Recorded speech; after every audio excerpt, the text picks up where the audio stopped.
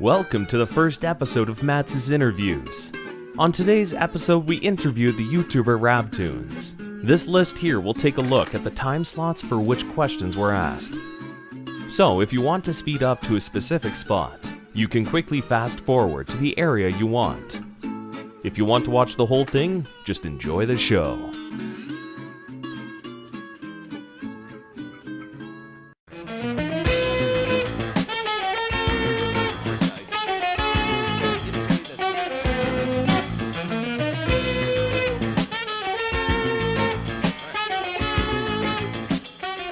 Welcome everyone, one and all, to the first podcast episode of Matt's Interviews. Today, I have RabToons here, who's lovely joined us from all the way in Bongistan. Is that where you're from? From where, sorry? Bongistan. I just have funny nicknames for different countries. Don't mind, it's nothing personal. I'll give you a clue. We drink a lot of tea here, but I don't drink tea because I'm a freak. Oh, yeah. Jeez. Well, why not? But you do have, like, crumpets and toasters over there, right? Oh, yeah. I also don't like those either.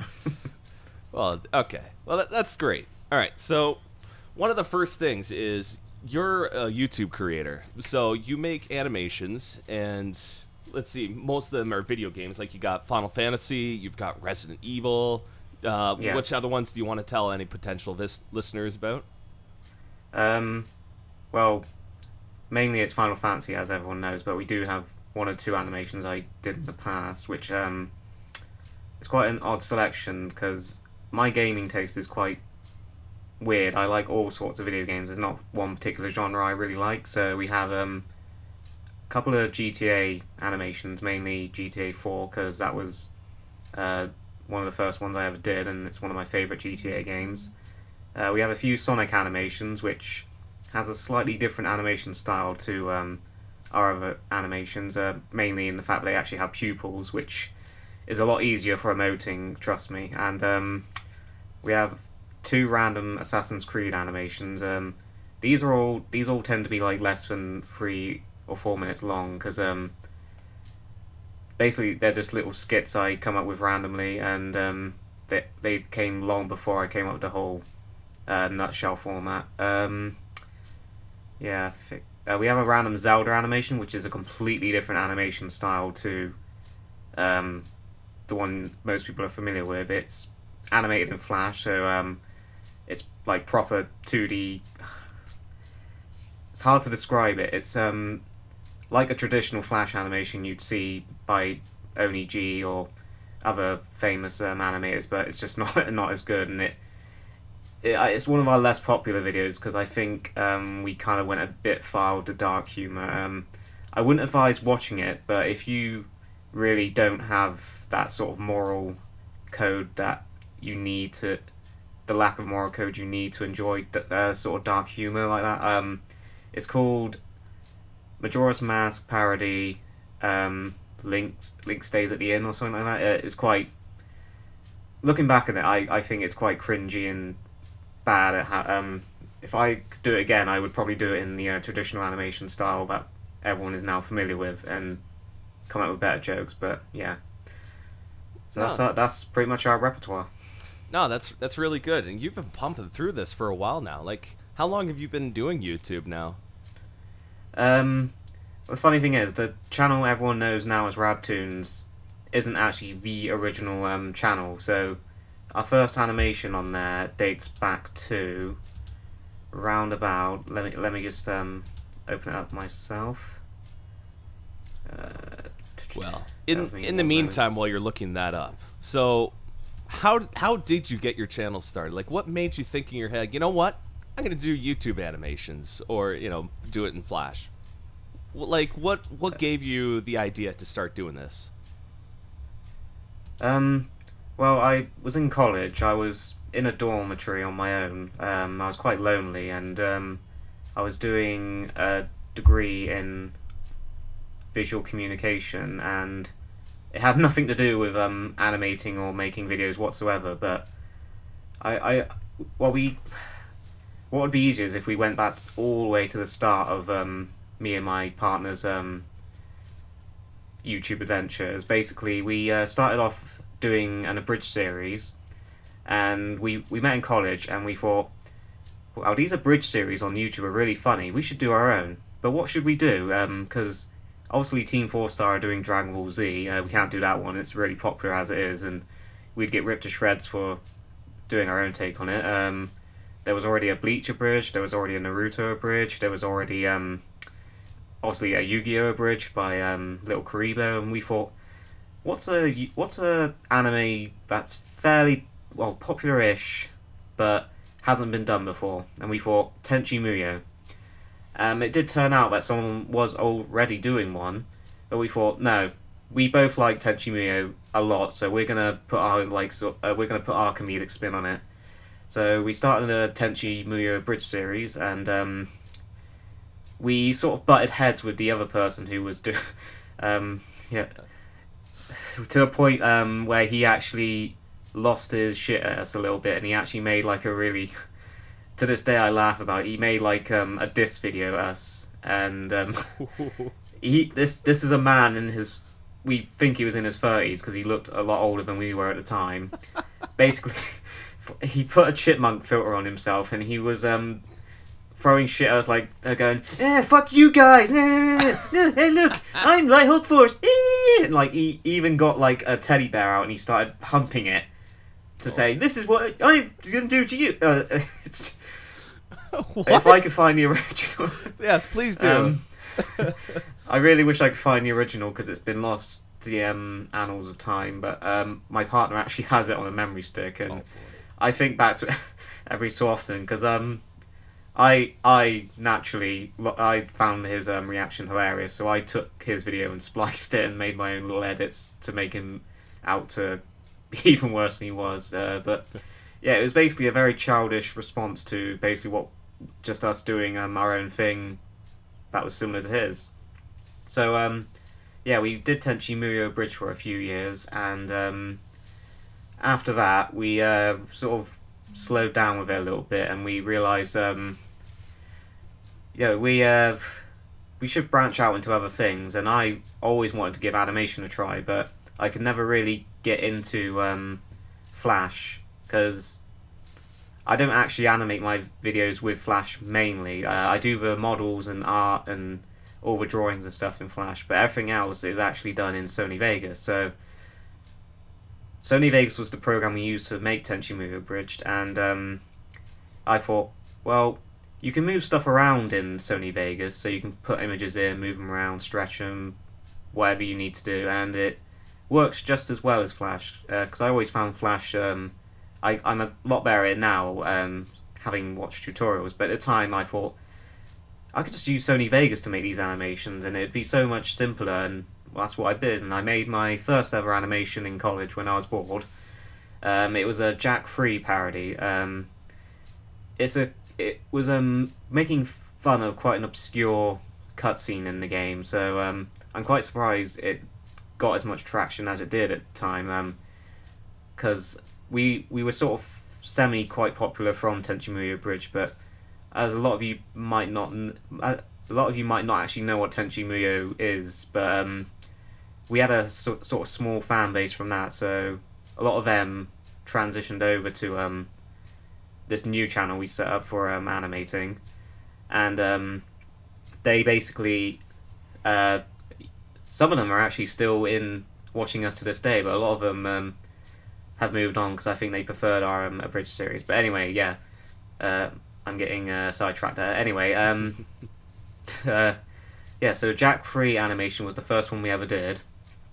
I animated it and voiced it all myself, and then my partner, who I make videos with still today and started the abridged series with, sort of thought, well, we both really like Resident Evil, why don't we give one of those, like, give that a try? So we came up with I think it was our second animation, which was one of our most popular animations to this day, is called Ashley versus the Sniper. Basically, it's making fun of how in Resident Evil 4 you could jump down a ladder and then basically use the sniper rifle to look up Ashley's skirt, and we basically made a lot of jokes about that. And We're not sure why, but that one became really popular. Uh, Maybe there was something there at the end of the day. yeah, so We're just at the tip of the iceberg for that line of humor. But okay, well that's good. So I've actually been wondering because for animators, everyone always pulls from their influences, to get a design to grasp on where they want to go with their own style of animation. So if I had to ask you, what were your influences for animators or animations? This can include other content creators on YouTube or Newgrounds artists or other video games that had animations that you're like, ooh, that's good. Ooh, that's really good. Like what do you pull from for inspiration? I get a lot of my I'll go into both sides of it. My humor is inspired by a lot of British television I watch. So I'll admit a lot of jokes and a lot of jokes and catchphrases you'll find in my animations are sort of borrowed from a lot of British sitcoms and TV shows I watch. Okay. One of my favorites is One if I can just put a finger on that, like for people that don't live in Britain, what kind of British TV shows do you watch, and like can you explain their type of humor like to people who don't know what that is? one of my favorite ones is called Peep Show. It stars David Mitchell and Robert Webb. Basically, it's I'll describe it as cringe comedy. Basically, they get into very sort of awkward situations, and the humor is derived from that. I would say that's my favorite kind of humor because it can just escalate into absurdity, and I just sort of love that style of humor. I also have a dark sense of humor, so I can find quite morbid jokes funny, whereas a lot of people not too sure about that. I think in the latest Final Fantasy, in a nutshell, I displayed a lot of that dark humor, and yeah, so other British sitcoms, Friday Night Dinner, which is basically along the same sort of cringe comedy. It's about a Jewish family that hosts Friday Night Dinner basically, and they have an awkward neighbor. He comes over, shenanigans ensue. Red Dwarf. A lot of people might be familiar with that one because I believe it's popular in America. Basically, a space soap opera, but with humor injected into it. So yeah, that's a lot. Those are most of my main favorite British sitcoms.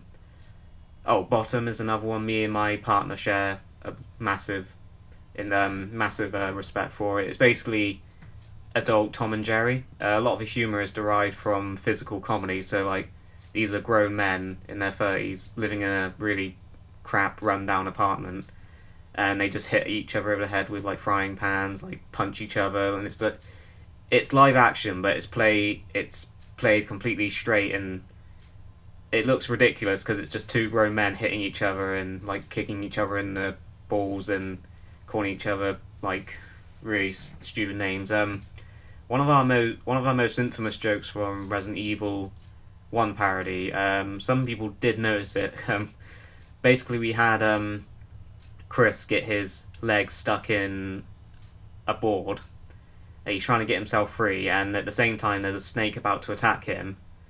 And no, sorry, I've got that the wrong way around. There's someone sneaking around trying to be quiet, and Chris has gotten himself stuck. So he starts shouting to his teammates to help him, and he's going, "Richie, Richie!" And then the other guy's like, "Shh, shh, keep it down!" And then suddenly Chris just forgets all sense of keeping quiet and goes, "Richie!" And that's what gives it away his position for the snake to then eat the partner. That's actually taken directly from the TV show Bottom.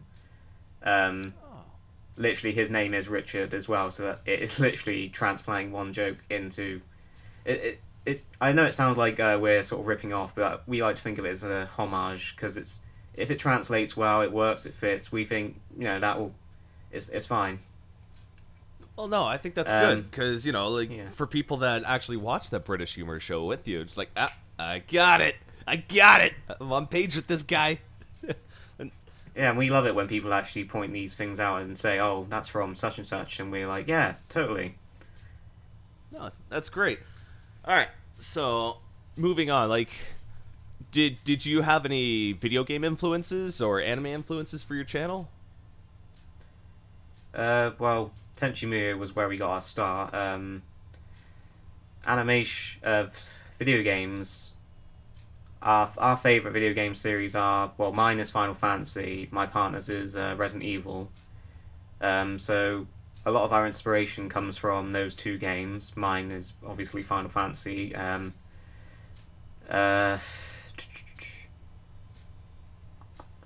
say Psychonauts is a big inspiration, particularly for my art style, because that game is it's a 3D adventure platformer, but the art style is like very sort of vivid and wacky and out there. The proportions are sort of quite distorted.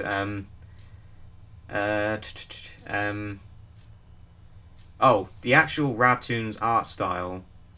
The hollow black eyes and the sort of stubby stick arms. That is actually inspired by very early Flash animation, which was literally just stick figures. And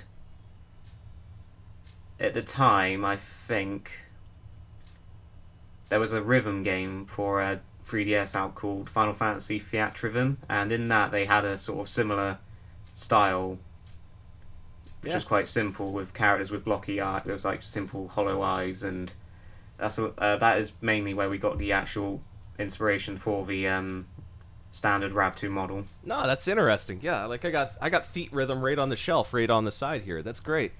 Now this actually segues great into my next question. So far, what is your absolutely favorite Final Fantasy in a nutshell video to date? I know this is like picking between your favorite redheaded stepchildren. Like, it's gonna be tough. I'll give you two answers actually. We actually have all, apart from 14, that one's in the works. We have all games up to 15 scripted out at the moment. So I'll give my favorite one that I've completed so far is Final Fantasy IV in a nutshell, because I think it just flows from scene to scene quite quickly. I love the voice actor for Cecil, whatever. I always get shit for pronouncing his name wrong. He did a really good job at sort of giving that sense of this is an absurd adventure. Nothing's going right for me.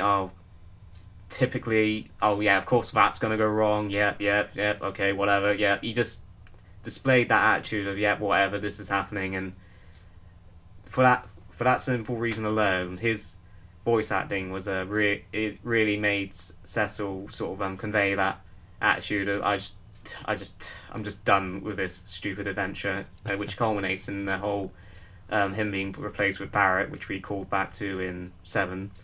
A lot of the characters bounce off of him quite well. The Teller voice actor was quite good in that regard. Every character is basically out to get Cecil, but they're not intentionally out to get him, if that makes sense. Mm-hmm. So for that reason, that's one of my favorite ones. A lot of people I found actually didn't like that one as much because I skipped so much stuff, but I think that works quite well because I can't include everything. I mean, I try to include the best bits, but a lot of the best bits tend to be parodied by a lot of the community as it is, so I tend to go for the less recognized scenes, if that makes sense. Mm-hmm.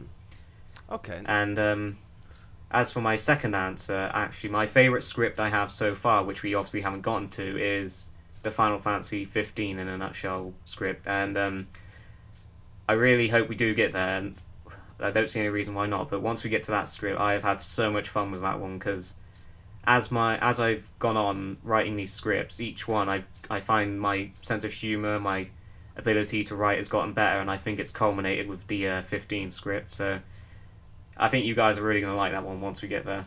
Oh no, I'm definitely looking forward to that one. You've got some good talent cast for that one too that I've seen on the casting call page. Oh yeah, definitely. So I'm definitely looking forward to that. And for my final thoughts for Final Fantasy IV in a nutshell, just that one moment where you get the bomb ring, you go to the village where you find Baby Rydia, is just bam, the explosion just got me, just absolutely got me. I loved that scene so much. And then you reuse that joke a couple of times too.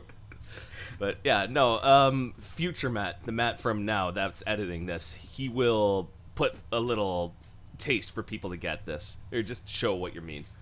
But yeah, all right, So, the final question for the first segment here, before we take a little breather, is what is next after Final Fantasy in a nutshell? Have you thought that far ahead?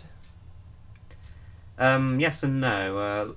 As I've gone on, a key theme I've noticed in the comments is people wanting me to do the sequel. So, for example, a lot of people have asked for Final Fantasy IV: The After Years. A lot of people have asked for me to do Final Fantasy Tactics, which I know this is sacrilegious as a Final Fantasy fan. I have actually never played it. I own the game, I own the strategy guide, I own the soundtrack, because basically I'm a Final Fantasy nut in that regard. I own all the soundtracks and guides for these games, even if I haven't necessarily played them or what have you, but I have never played Final Fantasy Tactics. A lot of people want me to do Crisis Core in a nutshell. So, at the moment, the plan is obviously finish Final Fantasy 1 to 15, which will take a long time. After that, I'm thinking of maybe going back and tackling some of the sequels. So, for example, a lot of people might not know this, but Final Fantasy 2 actually does sort of have a semi-sequel. It's more of a mid-quel, but basically they packaged it with Final Fantasy 1 and 2, Dawn of Souls on Game Boy Advance. It's an extra scenario where you basically control all the characters who died throughout the game as they travel through Hell to then battle the Emperor, who, when he died, actually split into two different souls, a good soul and a bad soul. Obviously, Firion and the gang fight the bad version, and you fight the good version as these dead heroes. So I've actually, whilst I was bored, I wrote up a little mini script with those characters. It was quite difficult because in the actual parody, I didn't utilise these characters very well, apart from Minwu, who even still I don't think I really gave him much of a personality beyond I speak with a funny accent, which is not always funny. So there's definitely that one on the cards. Bioshock Infinite in a nutshell is definitely also on the cards. I was going to do that one after 7 in a nutshell, but I'd had problems with the voice actors for that one, so that one's been temporarily put on hold. I have started on 8 in a nutshell, just the very preliminary stuff. But yeah, there is actually one non-nutshell video in the works in between 7 and 8. It's going to be a short one. I won't spoil what it is because it's quite basically it's something that blew up in popularity early on in the year. I'm quite late to the game doing it, but I think people are going to like it because it's very pun related, and it's just I just don't want to. I won't spoil anything on that one. Yeah, we also have plans for The Evil Within in a nutshell, but I actually need to properly play that one. I haven't had a lot of time to actually play that game properly. And what else is there? Yeah, I think that's it at the moment. No, that's good. Oh man, like you just got so much on the go right now, man. I know it's a bit overwhelming. Yeah, no. Sometimes you should just focus on what's in front of you. But man, it sounds like you got a lot lined up, which is great. But in that respect, we're gonna take a little bit of a breather, and we'll come back just after this. Okay, so we're here. He didn't really tell us who to give this ring to. Well, that's unfortunate. Come,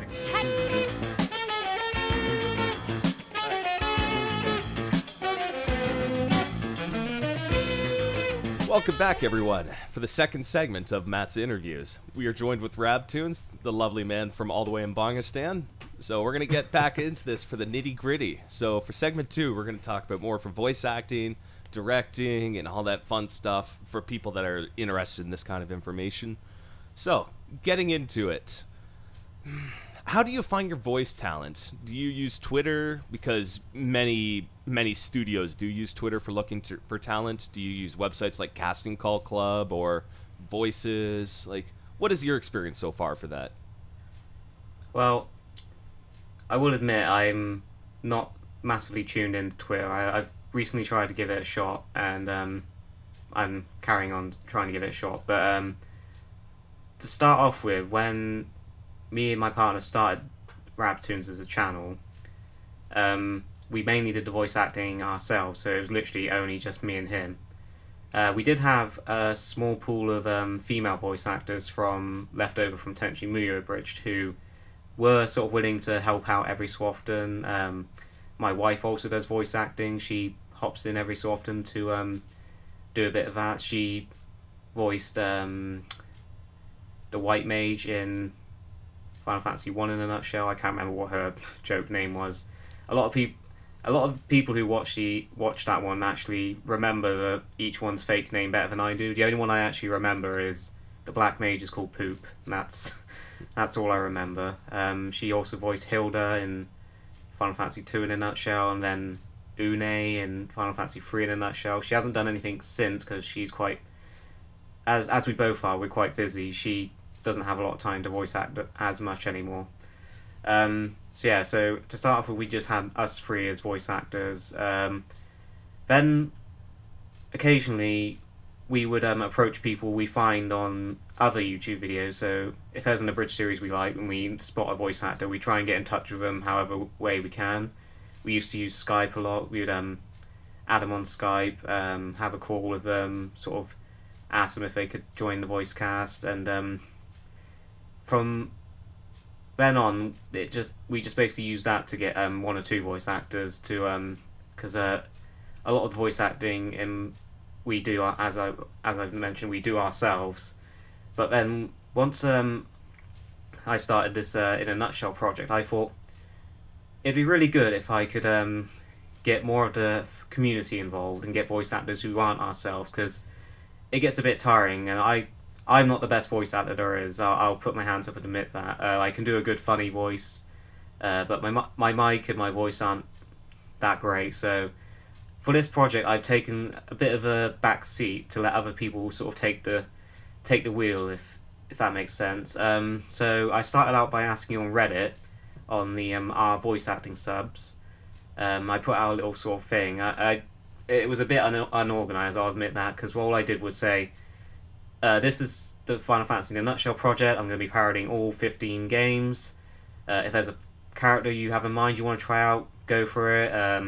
Here's some of the ones I am looking for. It was very badly organised. I'm quite surprised I actually did get a few responses. So I did get quite a few good people out of that one. Then someone recommended to me Casting Call Club, and that's where I met the lovely Matt here. So I put out a proper casting call this time. I sort of listed the characters that need voices, gave some example lines. I was actually quite surprised. I wasn't expecting much of a response to it because I was brand new to the website, and I was just trying to see if maybe anyone would go for it. Then all of a sudden I just got a flood of quite a lot of talented people coming in, and it was just, I was actually getting overwhelmed. There were so many people auditioning, and they were all good, and I'm quite a sucker for trying to please people, because I really hate it when there's quite a few good voice actors for one role and I have to pick between them. And then they sort of message me to say, oh, if there's any other roles, please let me know. I really want to get involved with this. And I try my best to give because the whole point of this project is to give the fans a chance to be involved with this project, because it's celebrating 30 years of Final Fantasy, and that's ultimately my main goal. I'm not looking for sort of amazing voice actors. I'm just looking for people who are passionate about the games, and that's what I've gotten from the experience, which is, it's quite nice to see people get involved with this, to show their love for the games, and I really love the overwhelming support of people who really want to be involved. As I said, I've been trying to involve as many people as possible, because as you'll notice with the nutshells, I tend to favour the main character over others, and everyone else tends to get one or two lines. I am guilty of that. I've tried to avoid that stereotype as the scripts have gone on, so I've tried to have it equal screen time for each character, rather than just having, I think the biggest offender was probably Final Fantasy 4 in a nutshell, which was literally just the Cecil show. Mm-hmm. But yeah, so Casting Call Club has been a massive boon for the project. A lot of people still want to be involved now. I'll just a little shout out now, just quickly. We are actually hosting a casting call for Final Fantasy 14 in a nutshell, because I didn't originally plan to do that game, but a lot of people were saying, are you doing this one? You really should do that one. And I thought, I was originally just going to give it like a 2-minute throwaway video as a joke, but I've actually expanded it into a massive full project now. So Matt can probably provide a link, but there is a casting call for characters. A lot of the main cast needs filling up. There's 4 original characters who are based on stereotypes from the game. They're not original characters from the game, so there's nothing to base them on, so you don't need to sort of worry about getting accurate voice portrayals. But yeah, that actually segues into my next question really, really dang well. So when you're on Casting Call or Twitter or, you know, Reddit, as you used to say, what do you look for as a director? Like, you know, when you got your director glasses on, your director hat, what do you look for in an audition when, you know, you get like 100 auditions? What do you see as like, nope. oh, hang on. A few moments later. So when you put your director hat on, what do you look for in an audition? Like mic quality, voice sample type, or, you know, someone's accent or a specific character voice for it? Like, what do you look for as a director? First of all, I look for decent sound quality. I'm not after like really crisp sounding, clean audio. As long as there's not like a really loud humming, like hum in the background. As long as the noise is removed, it's not tinny sounding quality. It doesn't have that weird. I can't describe the audio effect, but basically it sounds like someone's using a laptop mic. Basically, no laptop mics. Yeah. First of all, I look for decent quality, but not amazing quality. If the audition delivers the example lines and makes me laugh, that's the second part, because these are parodies first and foremost. And third, some characters I do want someone who sounds similar to the original English voice actor. As a lot of people know, Final Fantasies 1 to 6, barring some Dissidia examples, didn't actually have any canon voice actors until, well, ever, really. So we didn't get voice acting until Final Fantasy X. Yeah. So it gives you a creative freeway for like how you imagine your headcanon for the characters.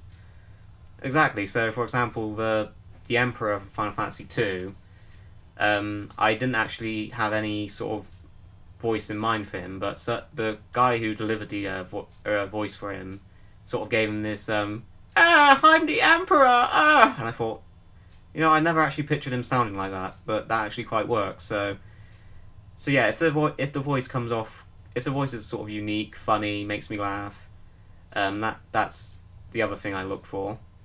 And sometimes I look for voice accuracy. For example, I really wanted someone who sounds quite similar to Waka from Final Fantasy X, and as you know, that is a character who is voiced by John.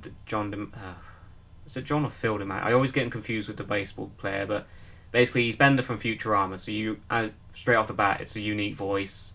Not a lot of people can replicate that, but I searched high and low, and I did actually manage to find someone who sounds very, very similar to the original Waka voice actor, because there's a joke about him and Jake from Adventure Time. I think people will find that quite amusing, and it actually relied a lot on Waka sounding similar to the original voice actor. So I'm very lucky I managed to find someone like that. Nice, right on. But yeah, keep going. So yeah, I don't look for voice accuracy. Oh, that's good. Okay, so now moving on to, I don't know, the process for making a in a nutshell video. Like, how long is the process for creating a video from start to finish? Like, you know, from conception of the script to animating it to, you know, like waiting for voice actors to deliver their lines. Like, how long do you estimate a video usually takes? Because you hammer them out pretty quickly. I'll start with the very beginning of the process. So back in 2015, when the project was originally conceived, I know that's quite a long time ago, I basically had a marathon of all games from 1 to, at the time, 13, because at the time 15 was not even out. So I played all the games through, and at the time I had a little document on my smartphone. I would sort of note down little bits I wanted to parody from the games, and I would just note down little jokes that came to mind. So it was quite hard for Final Fantasy 1 to 4 because those are text-based games, so I had to sort of rely on a lot of written humour, if that makes sense, to do those. And then after I finished the game, I would go back over my notes and I would type up the script. I would add in anything I came up with afterwards, after completing the game. I would scour the internet for any sort of running jokes that a lot of people make about the game. So, what was the best example? A lot of people, for example, Final Fantasy 7 in a nutshell. I didn't originally come up with the. I didn't initially want to put in the whole "this guy R6" scene, but I knew in my head that was a common translation error that a lot of people poke fun at. So I thought, how could I make fun of that? I know, I'll just play it straight and have them talk like that, and that's how that scene was conceived. So I basically do my research with a lot of these translation errors or gameplay sort of quirks to make sure I try to be as accurate as I can. I do slip up sometimes. A big mistake I made was apparently in Final Fantasy IV when Leviathan shipwrecks Cecil and crew's ship. Rosa actually wasn't there. She didn't actually have any lines in the script, but I just plopped her in the scene because I thought she was there with them at the time, and I thought that's how they all got split up, but I apparently got that wrong. I did catch a similar that too. one is, yeah, I caught a lot of flack for that one. A lesser known one is Final Fantasy 2, when they go aboard the Dreadnought. Minwoo isn't with them either. I had him there just because I thought he was there. So I try and do a lot of it from memory. I do try to research what characters in what scene to make sure I don't make these mistakes, but as you know, I'm only human. As for the animation process, once I have the script written up, I basically open up Sony Vegas. I have the script in one tab. I have a folder called Movements, and I have another folder with Lines, and a third folder with the game's original soundtrack. So a lot of you might have noticed I've used the original soundtracks from each game, even the NES versions for the 1 to 3. I could have used the updated soundtracks from the DS remakes and the PS1 remakes, but I thought it just gives it more of a charm. So that's why I went with that decision, and I stand by that decision. I think a lot of people appreciate that. So I have Flash open. Flash is what I use to make the models. So each character will have one base model, and as you know, I'm quite lazy. Even if a character sometimes will have, I don't know, maybe a shoulder pad there, but not a shoulder pad here, if they flip around, I will be very lazy, and they will be there. And sorry, you're just gonna have to deal with it because I'm not making a separate model for each one. So I have the baseline model, and I will draw on a set of arms to do sort of the mount arm movements, and I will have an arm movement for each sort of thing I want the characters to do, and then I will export that into the movements folder, drag those into Vegas, move them around as I need. And for mouth movements, I actually have a separate layer, and I have 2 mouth movements, and I just overlay them onto the character and then I will go through the audio to make sure it lip syncs properly. I have been toying with possibly the idea of making more, because I did used to have more intricate mouth movements. If you watch Resident Evil 4 Ashley Hyde, you will notice the characters don't have 2 mouth flaps. They actually sort of, make intricate mouth movements. They'll use their tongue for the sound. They'll actually grit their teeth, or they'll actually purse their lips to do O sounds. And I am toying with possibly going back to that, but maybe after the nutshell videos, so it doesn't look too out of place. So I basically put all the lines in first. So all characters' lines go in, and each one has a dedicated audio track for their line, a dedicated audio track for sound effects, and I will go to the script. I will read out maybe the first scene. Each skit is cut down so they're all isolated, so I can focus on the line. Being that I wrote these scripts a long time ago, I will sort of forget what I originally intended. So sometimes my original intention might have evolved, and sometimes I'll find, oh, I wrote this funny. I didn't give this sounds a bit weird now because I don't know. Maybe Cloud just straight up says a line, but beforehand he maybe was running or slashing or something, and he should have been making grunting noises. And I'll think, okay, how can I work around that? I'll maybe get the original voice actor to provide some sort of grunting noises or whatever I need, or I'll just sort of edit what they're originally doing to not include that. So I'll place out all the lines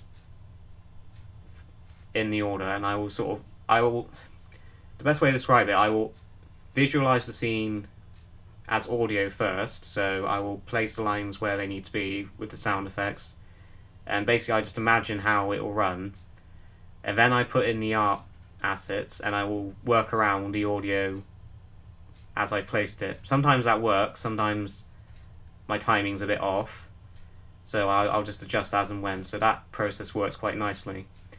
I tend to work on these videos as and when I can. Sometimes I'll have a dedicated 3-hour slot in the evening to sort of sit down and really iron out some scenes. Sometimes I'll hit like a brick wall and I'll really lose my inspiration. I think, you know what, not today, I need to do something else. Mm-hmm. That happened a lot with 7 in a Nutshell, because I knew that I promised everyone that I was going to do Bioshock in a Nutshell first, and then I thought, you know what, I'll just get this done and it's out of the way, and then I can focus on something else, because one thing I really don't like doing is multitasking. That was a big downfall with when I originally actually took a massive long break in between this Final Fantasy project and the last animation series we did. I basically put too much on my plate. I couldn't focus on one thing, and I basically took a long hiatus. So when I came back with this Nutshell project, I had one clear goal in mind: do the games from 1 to 15, and I will focus only on those videos, and I will do one video at a time rather than flicking between different ones. So I try to keep my focus on one thing at a time. I don't have multiple videos in the works on at once besides having the scripts ready. So I won't say have one animation in the animating process and then have another also in the animating process flick between, because I just cannot hold my focus that way. So yeah, the average turnaround for these videos at the moment is roughly 4 weeks. The first in a Nutshell, which is our shortest one, actually took 3 weeks. And as I found that as the games have gotten longer and more complicated, especially 7, which is our longest animation to date, which I'm actually proud of, but at the same time I'm like, shit, all the other games are going to be like this now. Yeah, no kidding. So yeah, I predict from now on they're going to take a month at the least. Yeah. No, to be completely fair, like, you do put a lot of effort in these videos. Like, a lot of people can sit back and think, well, you know, it's 20 minutes long. How much time can that make? But no, like, it does take a long-ass time. It really does, especially for animators, too. It's just... It's just... And I feel a lot of people maybe look at the art style and think, well, why does that take so long? It looks so simple. You don't even draw sort of proper eyes. And I'm like, there's a lot of into this people don't really realize. Mm-hmm. All right. Well, that's good. So, for animators starting out, what advice could you give them, if anything, to help them get started? Like motivation or pro tips from one animator to another? My biggest one would be, don't use Sony Vegas as an animating program. I'm just weird like that. Actually get to learn Flash, because you can do a lot in Flash that you can't do in Vegas. Vegas literally just makes things move around, and that's why you'll notice that a lot of the animation is very simple. I do little advanced things sometimes from time to time. For example, not something I'm proud of, but in 7 I did put a little bit more effort into making Tifa's assets move, if that makes sense. Yeah, get her girls moving a little bit more. Yeah, I did notice that. Like, yeah. Wow, you put some effort into those ladies. Yeah, that will make sense with one of your later questions. So yeah, seriously use Flash. It is a really good tool. If you take the time to learn it, you can do so much more with it than I've been able to do with Vegas. Use Vegas for just simple stuff like I do. It does take a little time. It does take quite a while to get, the swing of things. But one thing I would say, stick at it.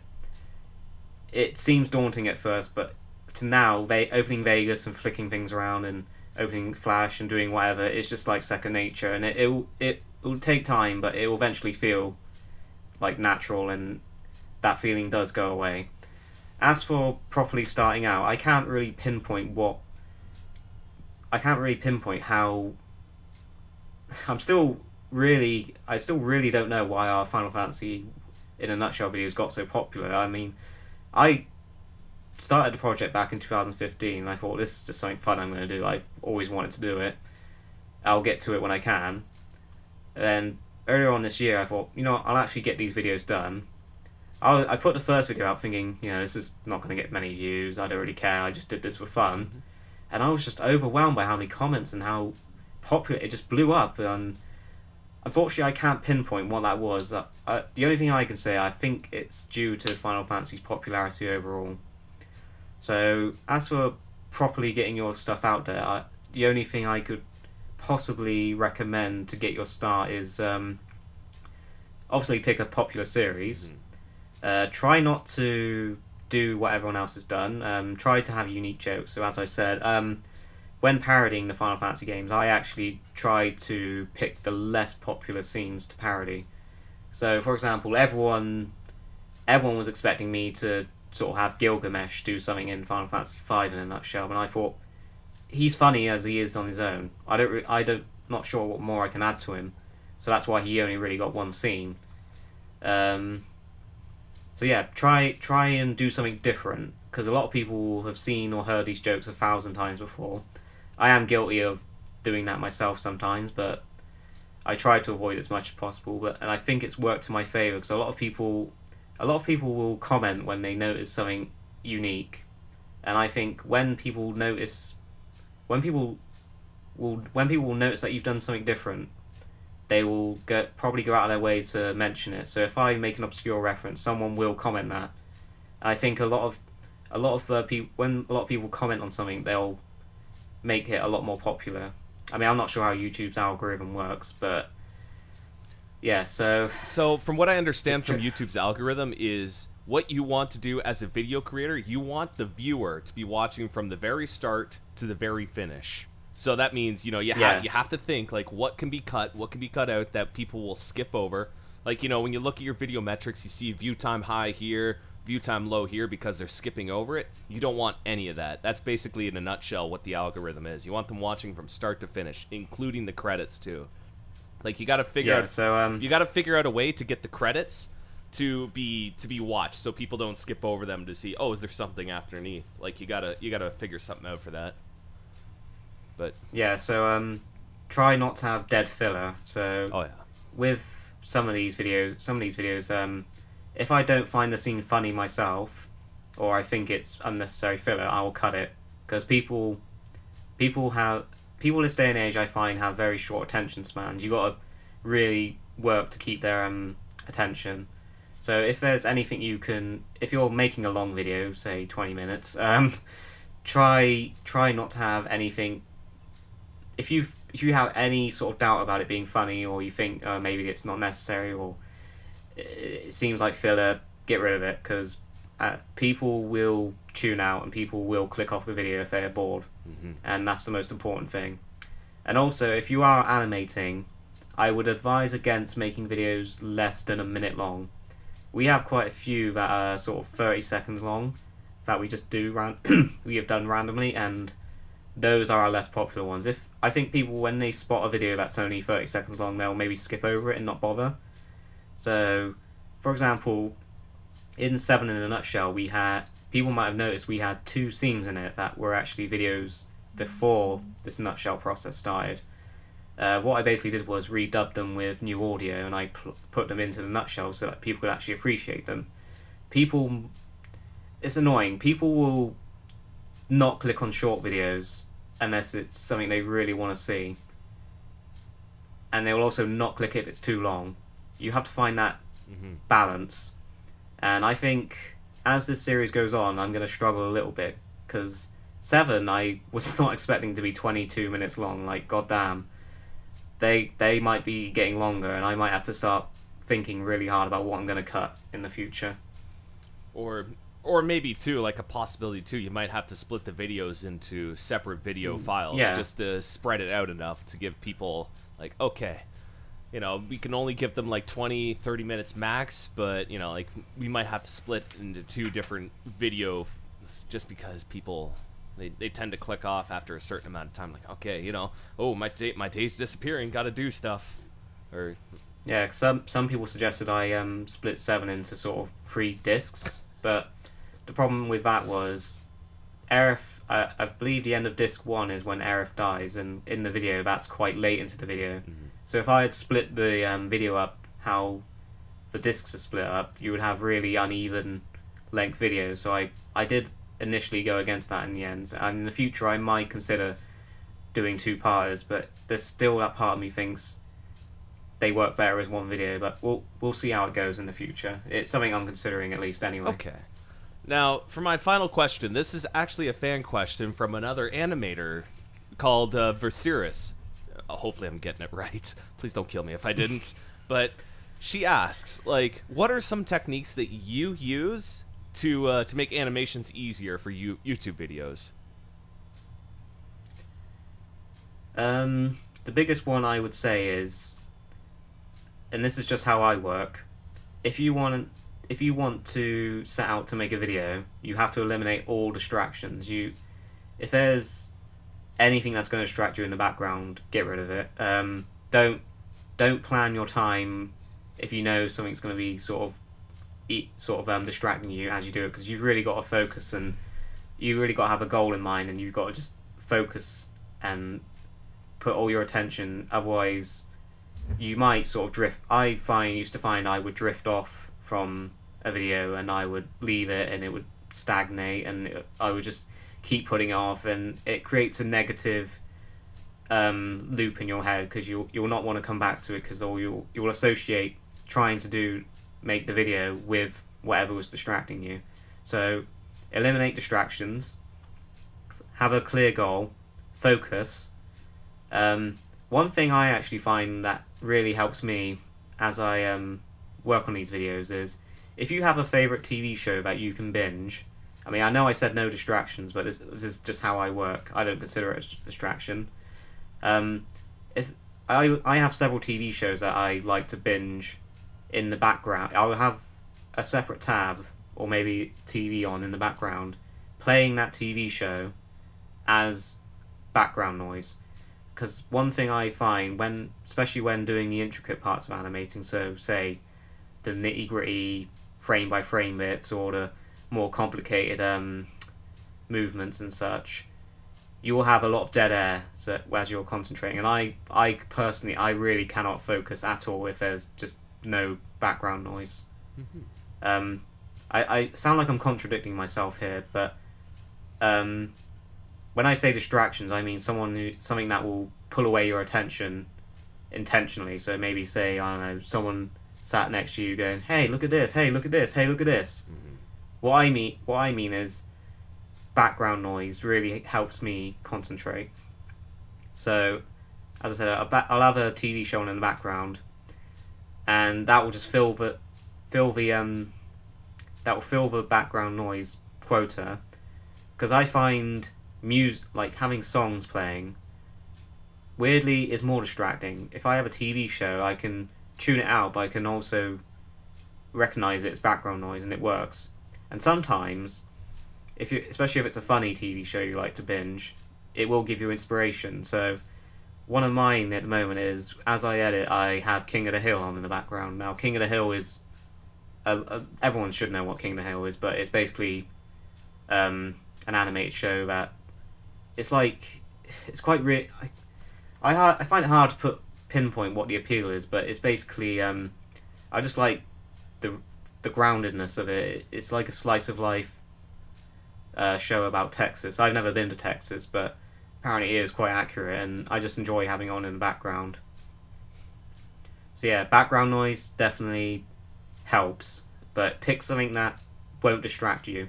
Okay. But it's hard to describe, but that's how my process works. Yeah, no, that's fair enough. Like when I'm recording for audiobooks too, I can't have any white noise going on because the microphone, this bad boy will pick it up. But like I do wear headphones, so I do have some form of white noise going on too. So I can definitely relate. Like you need something to pull, like a little distraction, like the little back of your head that distracts you, but the rest of your attention's focused on that one individual thing. So that's actually really good advice. And with that, I think it's time for a breather. So we're gonna be right back, and we'll come back for section 3 when we answer some more personal and just, hey, get to know the guy behind the channel kind of questions. So we'll see you guys in a few minutes. Kefka, wait! Wait, he says. Do I look like a waiter? Sorry. You're freaking nuts, man! Screw this!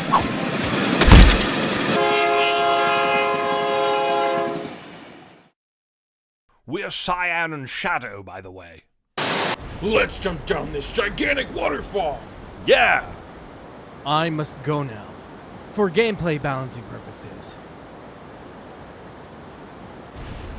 Weirdo. Kefka! Did you poison an entire castle's water supply to kill them? Maybe. Oh, I can't stay mad at you. Come here.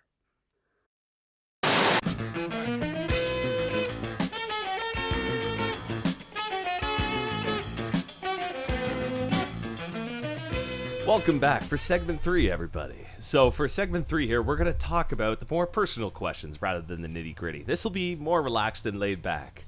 So yeah, just get to know the man behind the channel. So I have to ask, you're a YouTube creator, so like, who do you watch, like on your off time when you're just shitting around? Like, who do you consume channels with? I hope it's not Game Grumps.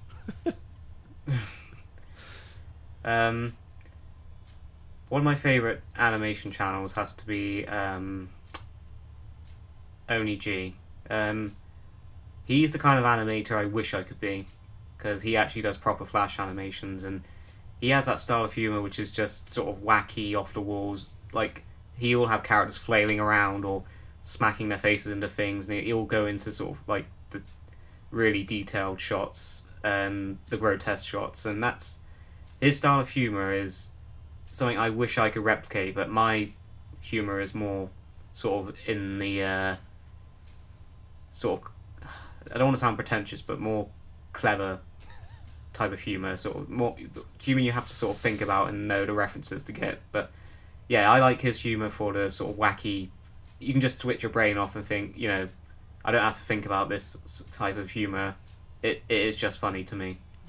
It's not everyone's cup of tea. But yeah, he's one of my favourite other animators. Another channel I like is Phantom Strider. He does top 5 videos for, his main forte is children's animation. So he covers a lot of the stuff I used to watch back in the 90s, so like Rugrats, Hey Arnold, the classics, Dexter's Laboratory, a lot of Cartoon Network classics. Yeah. But he also covers more modern stuff. By the by, have you ever watched Beastie's Transformers or Reboot, like those 90 cartoons? I was never massively big on Transformers myself. I do like the concept, but it just never, the actual shows never appealed to me. Now, how about Reboot? Have you ever had the chance of watching that great show? That was actually the very first CGI TV show in North America. I've heard a lot about it, and people saying it was basically like the best thing ever, and it got cancelled before its time. So I've never actually checked it out, but a lot of people have recommended it. And I think the thing that puts me off, I know you said it's the it was one of the first CGI shows. When I look at it, it looks really dated. And the thing I find is, unless you grew up with something, it's quite hard to watch if someone recommends you something that they used to watch back in their day, and it's not aged very well, you will find it hard to watch it, even though you used to watch similar things that haven't aged very well. So, for example, I will recommend something to someone and say, "Oh, I used to love this as a kid. It was brilliant. It's amazing." And they will probably not want to watch it because it's not aged very well. So it's kind of hypocritical that I might get around to giving it a go at some point. Yeah, like if I had to recommend Reboot to you, like the first season is when the show is starting to get used to it. You know, the voice actors are getting used to their characters, the writers are getting used to it. But the second season and onward is when the show just keeps hitting its stride, like episode after episode. These guys get it every time. And it really goes places too, like a lot of creative ideas. And regrettably, the show leaves off on a colossal cliffhanger. But, you know, that's the they've worst. been mentioning for years to bring this show back. But the problem is, the main voice actor for Megabyte, the villain, he passed away not that long ago. So it more or less put the show in the canceled bin. Because, unfortunately, the voice actor for Megabyte, like, he had this really deep, gravelly voice that was very threatening and opposing. And it just made the show. It's great. If you had a chance, stick through the first season, because it's going to make a lot of references to X-Files, to video games. It's great. This show is awesome.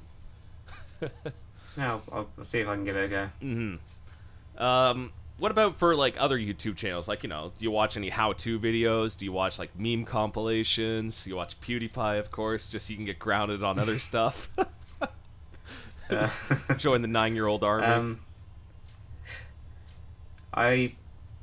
I tend to watch some tutorials for things I'm not sure how to do. So, for example, some of you may notice in 7 in a Nutshell, there were there was one random scene and it had an almost 3D effect to it.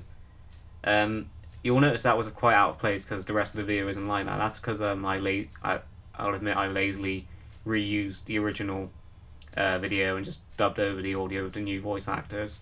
That was something I did in Adobe After Effects. Basically, you can create a very simple 3D space, so you can put in images and you can create like a very basic building like that, but it will literally just be the flat parts. It doesn't have advanced 3D features, and annoyingly, it lets you create like spheres and stuff, but you can't the way the camera works, it won't overlay with the actual assets properly. So I learned that by watching YouTube videos on how to create basic 3D environments in After Effects. So I did that as basically just for shits and giggles to test it out, and that's why you haven't really seen any of it since, because it's a lot of faff means basically hassle in T terms. I look up tutorials to do random shit like that, and a lot of the times I'll retain the knowledge, but I won't employ it a lot afterwards. Yeah, no, that scene actually did stick out to me, when Cloud's running away from the Shinra soldiers after blowing up the first reactor, and he gets chased onto the train. Like, that did seem like quite a bit of effort for such a small amount of time. It's just a small scene in particular. But yeah, that's why it's amusing to me, because it's like, why is this bit 3D? Why was nothing else in 3D? Yeah, like, it seems like a colossal pain in the ass just to get that rendered and get that done for, like, what could be a small payoff in the end. Like, that's the thing as a creator. Like, you won't know until the audience goes to view it, like, how they'll react to it. Like, if you look at Team 4-Star, they say the exact same thing. Like, when they created Nappa, like, they wrote his lines, they had no idea that he was going to be as popular as he was until, like, it went to the public, and the public loved the shit out of it. That's a weird thing. You can't predict what's going to be popular sometimes. Sometimes something will click with people, and sometimes it won't. It's just throwing whatever you can at the wall and hoping something sticks. Yeah, exactly. It's the shotgun effect. You shoot out 1,000 bullets and hope one of them hits the target. But, okay. Since we've talked about YouTube channels, like, aside from Final Fantasy and, Resident Evil, what games do you play in your off time, or, play in general, I guess? I wrote down the list because I knew I'd forget, even though I should know these already. I'll go through my favorite video game series. So my other all-time favorite video game series of all time, besides Final Fantasy, and it's a shame it got cut short. I don't know what they're doing with the series anymore because it seems to have just been left on the hook that they won't sort of confirm or deny if they're going to do anything with it again. But it's the Jak and Daxter series. That series it inspired a lot of my art style. I know you can't really see it in the animations we do, but when I draw proper pictures, like not the stuff I normally draw for these animations, when I'm drawing personal art, I draw a lot of inspiration from that game's aesthetics. They sort of do serious like designs, but they have a cartoony feel, but you can take them seriously, and that's what I really like. I like the zany, colourful, wacky, out there designs, but they're sort of quite, you can take them seriously because in the scenes you can take them seriously. The games are fun. They're platform adventures. The first one was a strictly platformer, and then for whatever reason they sort of threw all that out the window in the second one and they turned it into sort of like a grim, dark world. But it did work, and it took some getting used to it, and I actually really enjoyed it. It's got brilliant writing, brilliant characters, amazing voice actors, solid gameplay. It's what you'd expect from the people who made Crash Bandicoot and the Uncharted series. And the last game was Jak and Daxter: The Lost Frontier, which wasn't made by the same studio. And I think that put the final nail in the coffin for the series, and it's really unfortunate because these characters are just forever going to be sat on a shelf, never be used again, and that's something I find really, it's a big shame because the developers now have moved on to other things.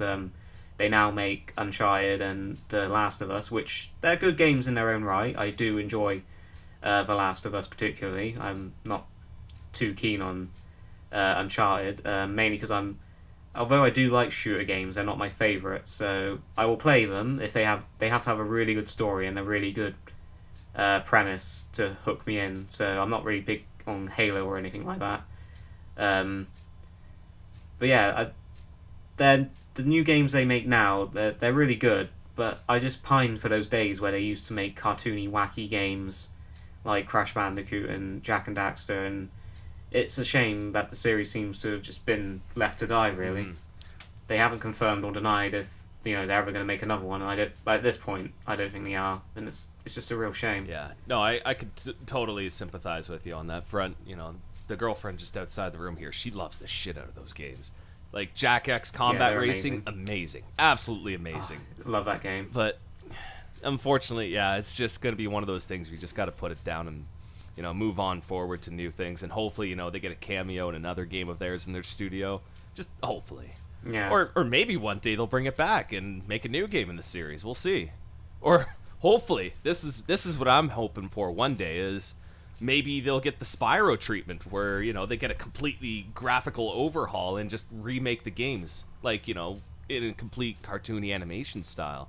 Wouldn't that be great? That would be amazing, and that's the thing. If you're not going to do... That's the one thing that annoys me. If you're not going to do anything with your franchise, give it to someone else who will do something with it. I mean, a lot of people don't like it when another studio takes on someone else's vision, but sometimes you'll have really good characters that go to waste, and at least sometimes another studio will sort of replicate the vision, or they'll continue it in their own way, and it'll still be good.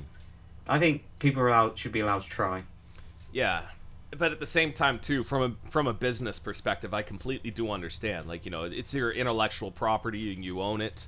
So at the same time, too, you have a right to protect your own intellectual property. Like, it'd be like saying, somebody wants to copy your In a Nutshell format and go in a completely different direction with it. But, like, imagine you for a second, you being Mr. 2 billion subscribers. Like, you have a right to protect your image, your properties at the same time. It's kind of a situation because the fans are like, oh, what are you doing? You're not making this style of stuff anymore, so why don't you let the new guys do it? It's like, well, I gotta protect my brand, dude. It sucks, but unfortunately it's the way it is right now. But yeah, I do hope that they will do something with Crash one of these days. It would be great. Or not Crash. Jak. God damn it. Crash 2. I mean, they brought out the Crash Remastered trilogy, and I'm hoping they're going to do something else with that, because that's another game series I really like, mainly for the characters, especially Dr. Cortex. He's one of my favourite villains of all time. I just love his voice, his design, his attitude, and I'm glad they brought the trilogy back, and I hope they're going to do something with it this time as well. Yeah, now, as for myself, like, I'm sure you could see in the poster in the background, like, right here, I'm really hoping that they're going to do the same treatment that they're doing Final Fantasy VII with the remake. But I know I'm getting my hopes up. It's the black sheep of the series. Nobody likes this game. Except me, of all fucking people, loves this game. But, yeah, no. It's by the by, so... Alright. This is gonna be a bit of a dividing thing here. Debate with me your favorite Final Fantasy. And you have to fully articulate, like, why you love this game. And why everything else is shit compared to this one. I've been thinking about this one when you put the questions to me to think about, and it's a really difficult one because I'm weird in that I can see the good in all Final Fantasy games, even Final Fantasy 2. So I thought what would be fun is I'm going to posit to you that my favourite Final Fantasy game of all time, and I know people are going to hate this. I can already sense the hate. Oh, come on, give it to me. Coming. Give it to me. Final Fantasy 13 2. I haven't played that one, so I'm sorry, but I have played 13, and that was a colossal shipwreck. Well, a lot of people don't like it because they don't like it. They don't like 13 to begin with. 13 really divided the fan base. I don't mind the game. Because a lot of people I find didn't really give the game a chance. Because a lot of the game is just pressing X to win, like for the first half hour, and admittedly that is true. It's kind of not true because if you don't like hit a potion every so often, you will die. But 13, once it gets past the midway point, I know that's a long time to give a game a chance. It really gets good because you actually have to think about the roles you give your team and what you're going to switch to at what time, and when you're going to use when you're going to use those certain switches, and you have to think about your gear, and so it does get more complicated as the game goes on. You do actually have to think during each battle, and the strategy does get quite good. So 13 divided the fan base quite a lot because a lot of people don't like. A lot of people also don't like the story or the characters or some don't even like the music. But I actually enjoyed 13. Now, what 13.2 did, it took a lot of the criticisms of 13 and it actually improved on them. But a lot of people wouldn't give it a chance because obviously it's got that stigma of being related to 13. Now, 13.2 has a really good soundtrack. It's a mix of J-pop, traditional Final Fantasy music. It uses a lot of the original tracks from the first game, but sort of splices in some new ones. And it's just fun because it's a serious storyline, but it also has fun with it. It reuses a lot of the assets from 13. The characters are a lot better because this time you're with Noel, Chryse, and Sarah. Sarah wasn't really developed in 13, so she sort of gets her chance to shine here. And Noel is a brand new character, and he is one of my favourite characters of all time because he has a tragic backstory. He has an amazing voice actor. I really love his design.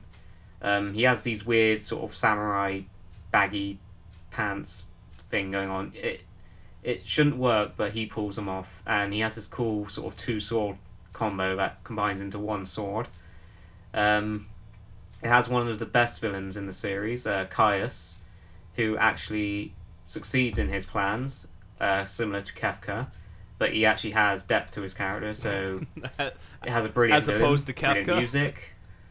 Kefka did succeed, but he also did get overthrown in the end. Caius never really truly gets put down and never sort of truly has to pay for what he did. But he was totally justified in what he did. I can't say Kefka obliterating half the world and leaving it in a shithole really was justified. Yeah, okay, that's fair enough. Like, I have very mixed feelings with 13. Like, I have a big bone to pick with its core combat system design philosophy. Like, if you have to, like, the whole philosophy circling the whole 13 combat system, if you have to implement an auto battle because your combat system is so boring and unengaging, there's a problem right then and there. I guess the only thing that saves it is, you know, changing your paradigms on the fly, because your different combat loadouts. They wanted to touch on what made 10-2 great in that respect. Like, you know, you had your different... Well, yeah, I understand that. But the auto battle is what really killed it. And the fact that they put that through for us Westerners, I don't know if they did that for the Japanese version, they probably did. Like, the fact that they had to do that, like, just says, yeah, we have no faith in our combat system. Nobody wants to go through our menus, you know, and look for spells. I think 13 would have benefited a lot if it just transplanted the battle system from 10.2 into 13, because 10.2's battle system is really good. It basically improves on Final Fantasy V's job system and does it a lot better, in my opinion. If they had just replicated that maybe people might have taken to 13 better.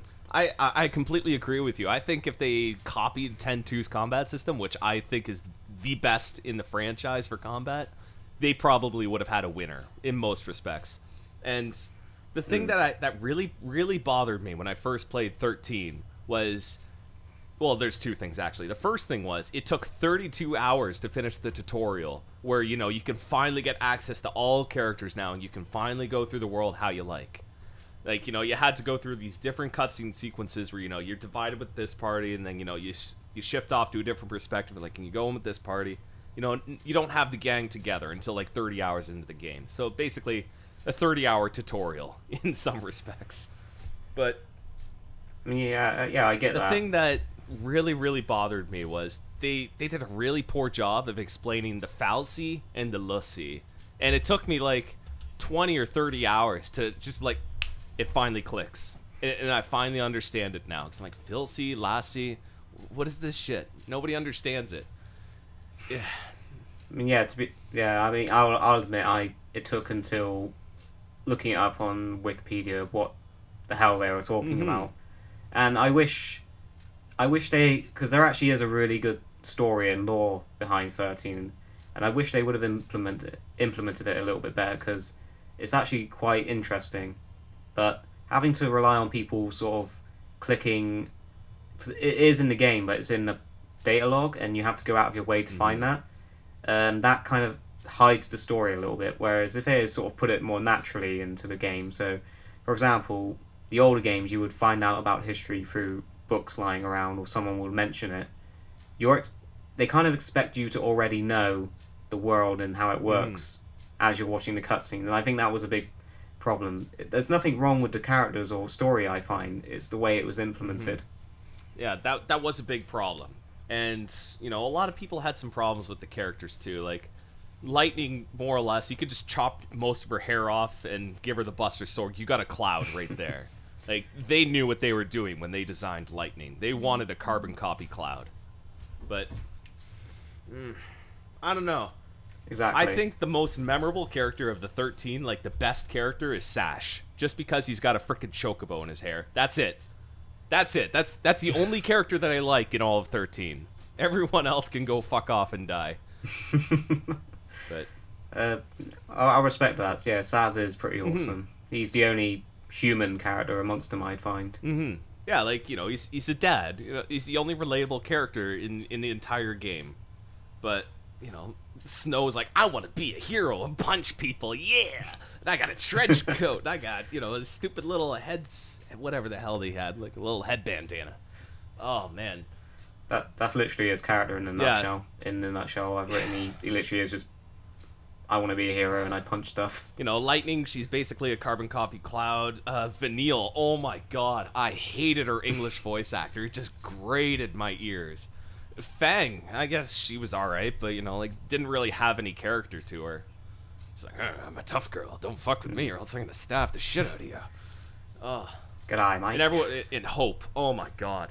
Oh god, I'm not even gonna start on Hope. the fact that Lightning and Hope get like a little thing together at the end kind of bothers me a little bit, just because Hope is the most unlikable character. Creepy. But it's also creepy. He's a kid and she's like an a adult. little, just a little bit. But all right, now that we've discussed that, if you had to recommend people 5 games that you had to recommend them to play, what would it be? Well, as I said, definitely the Jak and Daxter series. If you're a fan of platformers, definitely that series. Oh. Again, Psychonauts. It's another platformer. Really, really unique story. Really unique character designs and voice acting. Great humor. Great gameplay. And you will not be disappointed by that one. They are actually making a sequel to that one, which I'm really looking forward to. But the creators are notorious for taking their time and cacking things up a little bit with fan-funded projects. Ratchet and Clank, again, another adventure platformer, but it's in the same vein as Jak and Daxter, but again, it's a unique world, brilliant characters, it's just fun, but it is different enough to those other 2 suggestions. Dead Space is a wild card I'm going to throw out there. It's a horror game, it's a shooter, but it has a really good lore, like, really interesting story, like, a lot of people will not really give horror games credit for their like world building, but Dead Space actually has put a lot of thought into it, like the data logs and the reason why there are these horrible slashing monsters is actually quite interesting. And the protagonist, he's an average Joe. He's very, some would say he's dull, but he actually is quite relatable and quite a good character with an amazing voice actor. So yeah, Dead Space series. Unfortunately, I have a thing for series that tend to have trilogies and then don't do very well and then get cut off and left to die. Because Dead Space is another one. It ended on Dead Space 3. Annoyingly ended on a cliffhanger, which will now never get resolved, and that still haunts me to this day because I hate cliffhangers. It did get resolved in the 3rd game in the Awakening DLC. Basically, the writers, I want to assume in my headcanon that the writers just told EA to go fuck off. This series is dead. You guys milked it dry. Because for, not really spoiling the Awakening DLC, everyone dies. Everyone's fucked. Earth is fucked. Universe is fucked. So basically, they... Oh, that's how I took it as well. Cause, they've written themselves into... It can be taken as a cliffhanger, but it also, you can, in your mind, can think, well, how the fuck are they going to get out of that situation? Yeah, they're fucked. They wrote themselves into a corner, so basically EA can never do anything with that property again unless it's a prequel. But yeah, keep going. Number 5. Number 5.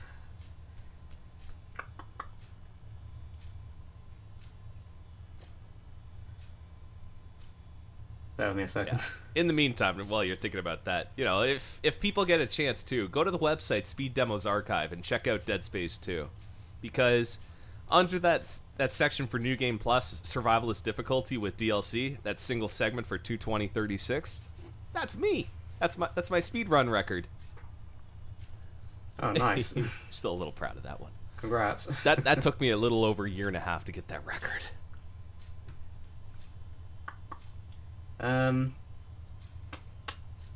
This is really hard. I wrote down 4 answers and I never came up with a 5th one.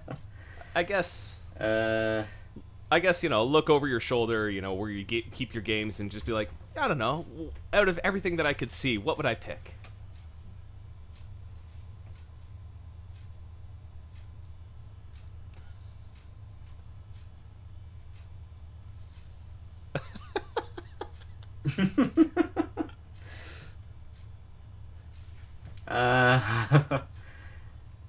Well, my other 2 favourite series are Sonic and Mario, but those are...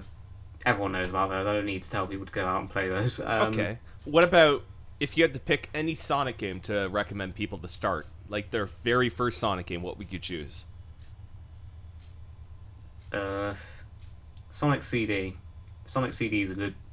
It was kind of like a semi-sequel to 1, but it came before Sonic the Hedgehog 2, and it sort of improves on everything from Sonic 1, and it has amazing soundtrack, amazing game design.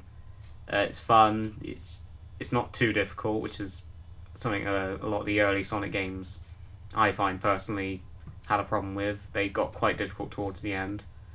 Yeah, Sonic CD is definitely one of the best games in the series. Okay. No, that's fair enough. I would have picked Mania to recommend people to start out with, or Sonic 2, back on the Genesis, but that's me. But, all right. So, moving on, as we're coming in towards the close here, do you go to any conventions or plan to go any conventions that any possible listeners could meet you at and say, hey, you're that RabToons guy. Can I get a picture of you? KoopaCon is one. I went to KoopaCon this year in February. KoopaCon is a Final Fantasy convention, and they hold them in America and Britain. They did one in Birmingham this year. I didn't go to that one, but they did one in London this year as well, which I did go to. They're also going to be in Glasgow, which I'm debating whether I am going to or not. I'm not too sure. I'm waiting for another London event because that's easier for me to get to. But yeah, so KoopaCon is a Final Fantasy convention. It's really, if you love Final Fantasy and you can get to one, I really recommend it. There's like-minded people everywhere. If you're like me and you sort of nerd out at any type of video game reference outside of, your own personal space, you will have a field day. A lot of people cosplay. You see some really creative cosplays, some really well done ones. People are really friendly and kind. It's just a really nice atmosphere. They have really good events. They have really good guest stars as well. They had last year I met Ray Chase, who voices Noctis, and this year I met Adam I can never pronounce his name. Adam Crowsdale. He basically voices Ignis. And basically, it's just the guests are really amazing. Like Adam Crowsdale, especially. People were really wary about asking him to do the dreaded catchphrase. You all know the one. And he actually was a really good sport about it. Someone asked him to say it towards the end of the panel, and he really put his all into it. He sort of bellowed it really loud and put a lot of energy into it. And there was a roaring sort of cheer. People stood up and clapped. It was just a really magical atmosphere, and it was one of the best experiences of my life, and I can't wait to go to the next one because I met some really good people. If you're like me, I suffer terribly from social anxiety. They will try to bring you out of your shell, and that's something I really appreciate about people, and it's just a really magical atmosphere. So if any people if you go to KoopaCon, I'll be there. I would love to go to, like, one of the American comic conventions. We have them over here, but I can never find the time to go to them. So, but yeah, at the moment, KoopaCon is one I'd recommend especially to Final Fantasy fans. Okay. No, that's good. Yeah, we got KoopaCon here up in Canada as well. I think they're held in Toronto every December. I'd have to double check. Yeah, I don't know if they get like Ray Chase and all those other guys to show up for it, but yeah, it's like a fan run expo for everything Final Fantasy. But it's a really well done one, especially for a fan convention. Like not affiliated with Square at all. It is really well done. Like if anyone knows anything about conventions, they're not easy to run. They're not easy to manage and operate. Get people in with, get the space. Like we can all look and laugh at TanaCon, like how much of a colossal train wreck that was. PewDiePie has done a series on that, just laughing at it, how badly it was run, and everyone was wanting refunds. Some people were going to the hospital with heat strokes, just because, it was a convention hall with one room. But, yeah. No, that's good. Usually, Fan Expo is the big one here in Canada. It just happened not that long ago, actually. That's the big comic and TV convention. But I'm going to be going to EGLX in October. It's the end of the month, so if anyone's going to be watching, they can meet me there. I'll be doing some interviews. Last but not least, when we move on from this is the final question of all of them, and I'm sure you know what's coming. You know what's coming. Who is the best waifu in all of Final Fantasy? Or its large amounts of spin-offs, too? I don't think I'm going to surprise people here when I say it's got to be Tifa. without a doubt. Now, why? What makes her waifu material? Well, she's beautiful. She's sexy. She actually has a deep character, like quite a complex character. You know, she has a complicated relationship with Cloud. You know, people look at Cloud and Tifa and think, oh, they must have always been like that. But no, it's actually deeper than that. She didn't always like him. She used to think he was a bit of a freak. Thought of him as an outcast. It wasn't until Cloud sort of came back to Nibelheim that she actually sort of developed feelings for him. Her fighting style is... I have a soft spot for monks in Final Fantasy games. I know she's not dressed like a traditional monk in Final Fantasy games, but that is basically her job. She punches and kicks, and you know, she has a really sort of you know, quite a fiery attitude. There's obviously the fan service aspects about her. I'm not going to deny that. I wasn't too big of a fan of her characterization in Advent Children. I think they sort of made her too... I can't quite put my finger on it, but I wasn't too keen on that, because they basically toned her down quite a lot and made her quite reserved. Okay. No, that is fair enough. Like, yeah, I do agree that they did tone her down a little bit, like her attitude and her posture towards other people.